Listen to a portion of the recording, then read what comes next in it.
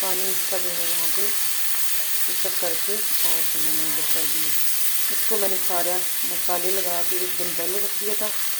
इमली और आलू बुखारा और मसाले सारे मिक्स करके अदरक लहसुन करके मैंने इसको माशाल्लाह रख दिया था मैरिनेट करके। अब देखिए इसका प्यारा मसाला होगा। आज मैं इतना ही बनाऊंगी और ये बनाऊंगी कल को। मुझे इतनी ज़रूरत थी इतना ही बना रही हूँ मैं।